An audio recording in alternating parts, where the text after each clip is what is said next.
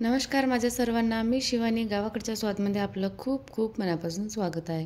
तर आज मी तुमच्यासोबत शेअर करत आहे अगदी आंबट तिखट अशी मस्तपैकी झणझणीत टमाटरची चटणी. एकदा अशा पद्धतीने टमाटरची चटणी बनवून बघा. खूप मस्त वाटते. तुम्ही 2 पोळ्याच्या ऐवजी 4 पोळ्या खाल.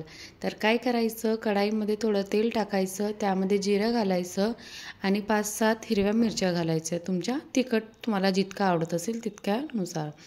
नंतर पालेकांदा होता तर पालेकांदा टाकला. नसेल ना तर जे नॉर्मल कांदे असते ना ते 3 बारीक चिरून टाकायचे. नंतर लाल लाल टमाटर अगोदर घेऊन आणायचे बाजारामधनं.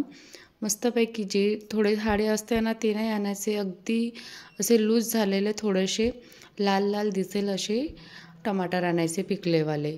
आणि 7-8 किंवा 9 तुम्हाला जितकी चटणी हवी तितके टमाटर मस्तपैकी कापून घ्यायचे आणि ते सुद्धा टाकायचे कढाईमध्ये. नंतर बॉईल केलेले मटार टाकले मी, थोडेसे होते तर, आणि चवीनुसार मीठ घातलं. नंतर काय करायचं, हे सर्व मिक्स करून घ्यायचं आणि मीडियम फ्लेमवर 10 मिनटाच्या जवळपास याला झाकून असं शिजू द्यायचं. खूप मस्त वाटते ही चटणी. आता बघा की याला पाणी सुटलेलं आहे टमाटरचं. आता हे पाणी जे आहे ना, जोपर्यंत पूर्ण चटणीला लागून नाही होत, म्हणजे पूर्ण ॲब्झॉर्ब नाही होत, तोपर्यंत हिला शिजू द्यायची.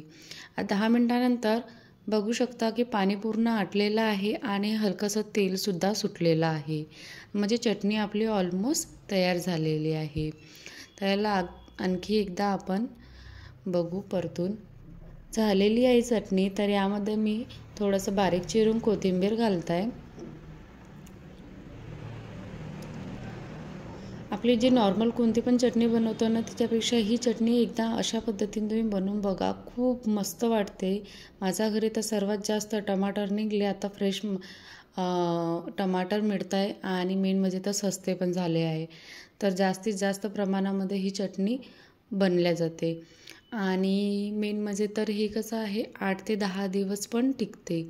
आपण स्टोअर करून पण ठेवतो म्हटलं ना तरी छानपैकी राहते, खराबसुद्धा होत नाही. म्हणून बनवून बघा.